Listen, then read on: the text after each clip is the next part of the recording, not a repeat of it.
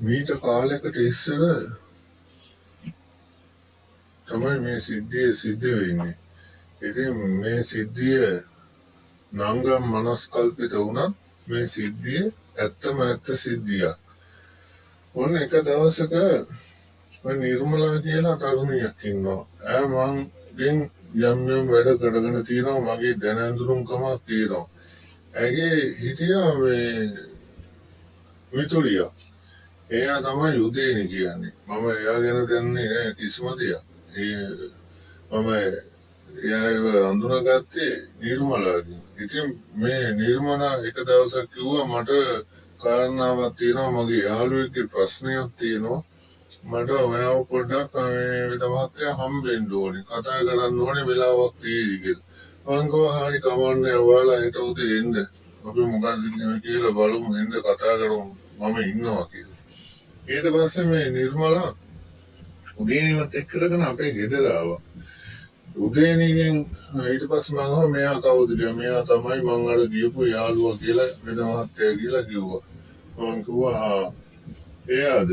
මම අහුවා මොකද්ද ප්‍රශ්නේ? ආව කාරණාව.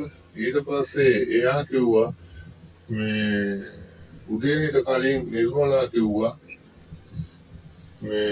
මෙයාගේ මේ වගේ ප්‍රශ්නයක් තමයි වෙද මහත්තයා තියෙන්නේ. මම අහුවා මොකද්ද? එයා කිව්වා මෙයාගේ කාලෙක ඉඳලා මේ ටිකක් කල් ගත වෙච්ච ලොකු දිග කාලයක් නෙමෙයි, මේ කෙටි කාලයක මාස 6ක ප්‍රේම සම්බන්ධයක් තිබුණා. ඒක ටිකක් දුර දිග ගියා කියලා කිව්වා. මම අහුවා එහෙමද? ඊට පස්සේ එයාගෙන් ඇහුවා දැන් මොකද්ද තියෙන ප්‍රශ්නේ? ඊට පස්සේ කිව්වා මෙයා එක්කලා එයා ටිකක් මේ ඇවිදින්න ගියාවා. මේ ළඟදිකදී ගියා මේ සෙම්බුවත් කියලා මේ වෙනකට ඒ වගේ පරිසරයක් තියෙන තැනකට ඇවිදින්න කියලා. ඉතින් මේ සෙම්බුවත්තට යන ගමනේ යම් සිද්ධියක් සිද්ධ වෙලා තියෙනවා. එහෙනම් මම අහුවා මොකද්ද කියලා. මේමයි වෙද මහත්තයා. ඉතින් මම එයාගෙන ගොඩක් අර උදේනි කියන තරුණිය මට කිව්වා මම එයාගෙන ගොඩක් විශ්වාස කරානේ වෙද මහත්තයා. ඉතින් මම එයාව ආශ්‍රය කළා. එදා ඒ ගිය ගමනේ මට පොඩි අපි හිතුවට වඩා වැඩි දුර යමක් සිද්ධ වුණා. ඉතින් ඒකෙන් පස්සේ දවස් කීපයක ඉඳලා මම මේ යාළුවෙලා ඉන්න කෙනා පොඩ්ඩක් වෙනස් වෙලා ඉන්නේ. මට ඒ ගැන එන ගැටලුවක් තියෙනවා කියලා. මම අහුවා මොකද්ද? මට හරියට පැහැදිලිව කියන මට තේරෙන්නේ මොකද්ද ගැටලුව කියලා. ඉතින් යාළුවෙලා හිටියනම් ඒකත් ගැටලුවක් නෙමෙයිනේ. ගමනක් බිමනක් ගිය එකක් ගැටලුවක් නෑ. මේ වෙද මහත්තයා මේ සම්බන්ධයක් තිබුණා. ඉතින් ඒක තුට්ටක් දුරදී ගියා.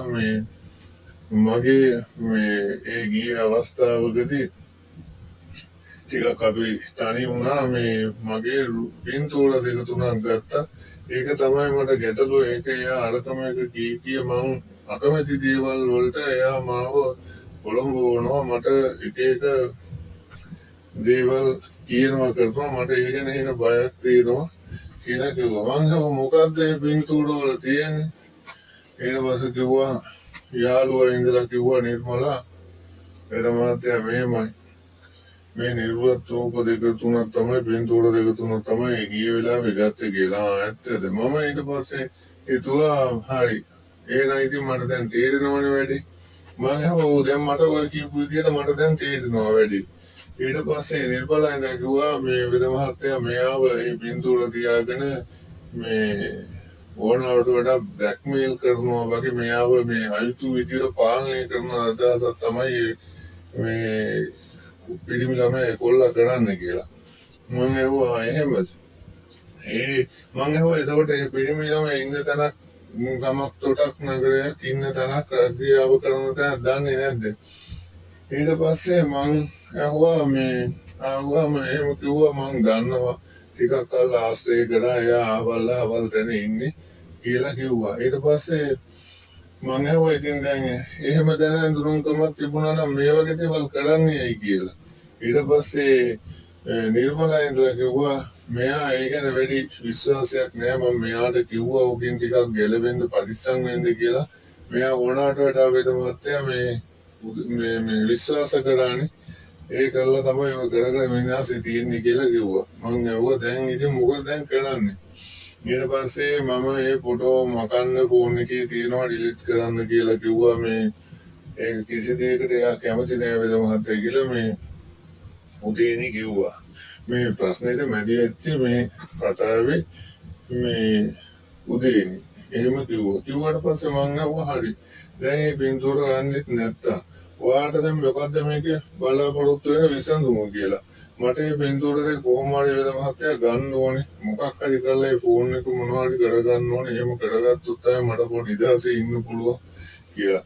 ඊට පස්සේ මං අහුවා ඒ තරුණයා ඇත්තට හොඳ කෙනෙක් නෙමෙයිද කියලා.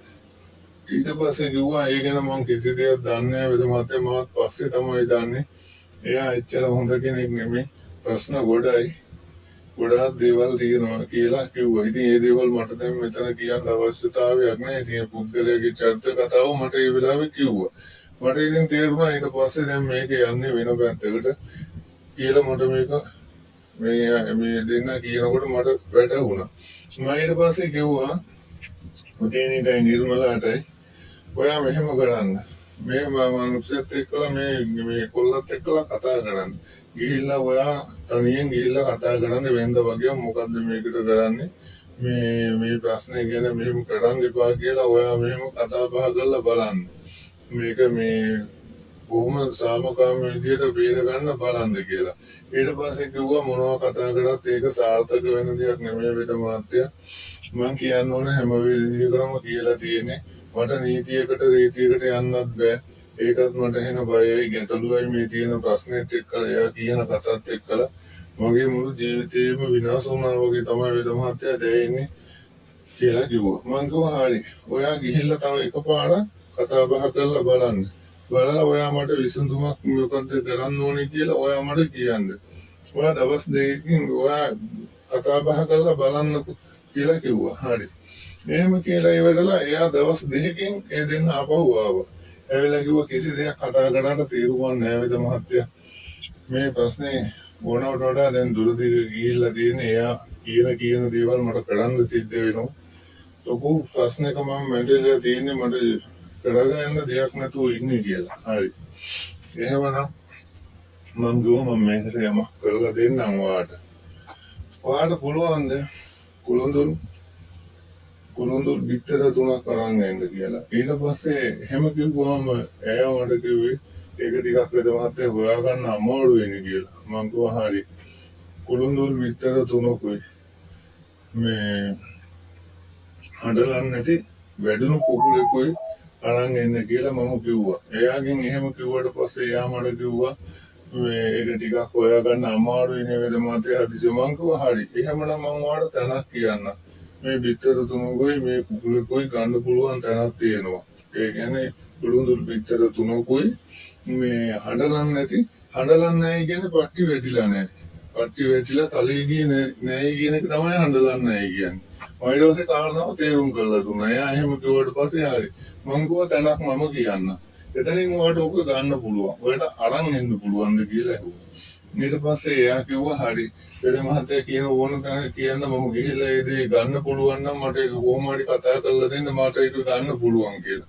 ඊට පස්සේ මම තැනක් කිව්වා එහෙනම් අහවල් තැනින් මේක අරන් එන්න කියලා. ඊට පස්සේ දවසකට පස්සේ එයාලා මට මේක උදේම ගෙනල්ලා දුන්නා. ගෙනල්ලා දුන්නාට පස්සේ මං කිව්වා මම මේ වැඩේ කරන්න. ඔයා මේ වැඩේ දැන් මෙතනින් ඔයා නතර කරනවානේ. ආයෙත් එක්කලා ගමනකුත් නැහැනේ. ඊට පස්සේ කිව්වා ඕ වේද මහත්තයාත් එක්කලා මේ ගමන යන්න බෑ. මගේ විශ්වාසය සම්පූර්ණ බින්දා. ඒ නිසා මට ආයෙ ගැන සත පහක විශ්වාසයක් නැහැ කියලා. ඉතින් මේ නිර්මලා කියන යාළුවත් කිව්වා ඕ වේද මහත්තයා මේක ඉතින් යාට ගෙනිය ගන්න බෑ. මේක කොහොම හරි මේකට විසඳලා දෙන්න. තාත් කවුරුත් නැහැ දැන් මේක කියන්නත් බෑ. ඒ යාළුවෙක් විදිහට මම මේකට මේ උදව් කරන්නේ මේ වේද මහත්තයා මන් දන්නේ හින්දා මට මේකට වේද මහත්තයා විශ්වාසයෙන්ද මට මේක මෙයාට කරලා දෙන්න ඕනේ කියලා කිව්වා. මම කිව්වා හරි. ඒ විදිහට මම වැඩේ කරලා දෙන්න. ඊට පස්සේ මේ විතර 3 එක්කුලයි අරන් මම යමක් කරලා දුන්නා. කරලා දීලා ඉවරලා මම කිව්වා මේක අහවල් දිහා ඔයාලගේ ගෙදර ගිහිල්ලා ඒ වැව් පිටියක් තියනවාද කියලා ඔව් කිව්වා. මම කිව්වා හරි. වැව් පිටියක් තියනවා නම් මෙහෙම තැනකුත් තියෙනවා මේ විදිහට මේ වැව් පිටිය මේ වැඩේ කරන්න මම ස්ථානයක් කියපු විදිහට එයාලත් කියපු විදිහට මං හරියට වෙලාවක් නැකතත් අදලා දීලා වැඩි මං කියලා දුන්නා. ඊට පස්සේ මේ දෙන්න එකතු වෙලා ඒ වැඩේ කළා. පෙරලා ඉවරලා කොහොම හරි සතියකට විතර පස්සේ ආපහු මේ දෙන උදේම ආවා. ඇවිල්ලා විවිධ මහත්තයා අම්මෙන් ආවේ ගොඩක් කතා කරන මං කොහොමද කතා කරන්න පුළුවන් මොකද තාත්තේ කියලා කිව්වා. ඒ ඇහුවට පස්සේ මං කිව්වා හරි ගැටලුවක් නැහැ දැන් මම වැඩේ හරියට කරලා තියෙන කියලා. ඊට පස්සේ කිව්වා විවිධ මහත්තයා ඒ ප්‍රශ්නේ මං ටිකක් නිදහස් වුණා වගේ මට දැනෙනවා කියලා කිව්වා. මං ඇහුවා හරි දැන් මොකද වෙලා තියෙන්නේ කියලා. ඊට පස්සේ කිව්වා අර කොල්ල ඇක්සිඩන්ට් එකක් වෙලා මේ බයිසිකලෙත් කැලි වලට කැලිලා ඒ කොහෙද ගමනක් යන ගමන් තමයි සිද්ධිය වෙලා තියෙන්නේ. අර පින්තූර තිබිච්ච ෆෝන් එකත් එතනින් ඉවරයි වේදම අත්‍යයි සියලුම දේවල් දැන් විනාශ වෙලා තියෙන්නේ. දැන් මට බයක් නැහැ. දැන් මේ ප්‍රශ්නේ එතනින් ඉවරයි. ඊට පස්සේ මං කිව්වා හරි දැන් ඔයාලට බය වෙන්න දෙයක් නැහැනේ. දැන් ඔයා මේ ප්‍රශ්නෙන් ගැලවිලා ඉන්නේ. ඔයාලට දැන් තියෙන වතාවිල කියවුනකොට මේ ප්‍රදේශات ඒ හරියට එයාට නැතගෙතෙන්න නොගින් ඔයාගේ ගමන යන්න බලන්න කියලා කිව්වා. ඊට පස්සේ කිව්වා අර කොල්ලට ටිකක් අසාධ්‍යයි. මේ වගේ තත්යකට තමයි මෙයා වෙලා තියෙන්නේ. මං කිව්වා වෙන කරන්න දෙයක් තිබුණේ නැහැ. දැන් මේකෙන් වෙන ගැලවෙන්න විදියකුත් නැහැ. මේක තමයි කරන්න තිබුච්ච එකම දේ. ඉතින් දැන් ඔයා ඕක ගැන හිතන්න නැතුව ඔයාගේ වැඩක් දැන් බලා ගන්න කියලා මම කිව්වා. ඊට පස්සේ ඒ දෙන්න එතනින් හරි මේ වැඩේ කමක් නැහැ. දැන් මෙහෙම හරි විසඳිච්ච එක ලොකු දෙයක් කියලා ඒ දෙන්න එතනින් පිටද. ඕක තමයි කතාව. ඉතින් මේ වගේ ගොඩාක් සිද්ධි තියෙනවා. මේවා මේ මනස්කල්පිත නංගන් දැම්මට මේ දේවල් ඇත්තටම සිද්ධ වෙච්ච සත්‍ය සිදුවීම්. මේවා මේ හිතපු කතාවක් ගොතපු කතාවක් නෙමෙයි. මේවා ඒ පුද්ගලයන්ගේ නංගම් මට පැහැදිලි කරන්න මේ විස්තර කරන්නත් බෑ. මේ විස්තර සිද්ධි ගැන ස්ථාන ගැන සිද්ධි ගැන විස්තර කරන්නත් බෑ. ඒත් මේක ඇති වෙච්ච සත්‍ය සිදුවීමක් එක සිද්ධියක් විතරයි.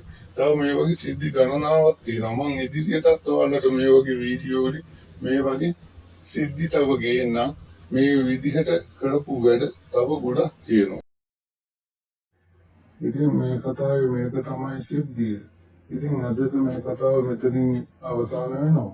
ඉතින් මේ වගේ සිද්ධි තව ගොඩාක් තියෙනවා. මේ වල නංගම් මනස්කල්පිත වුණත් ඒ සිද්ධි හැම දෙයක්ම මම වගකීමෙන් මේ සත්‍ය සිදුවීම් පමණයි. මේවා ගොතපු කතාවක් නෙමෙයි. ඉතින් ඔයාලගේ අදහසත් කමෙන්ට් සෙක්ෂන් එකේ දාන්න channel එකක් subscribe කරගන්න. ඉතින් අදට ඕකෙන් සමුගෙන යනවා. මම ජෝතිෂ් වේදී මන්ත්‍රාචාර්ය සමරද්දී වෙදමාතා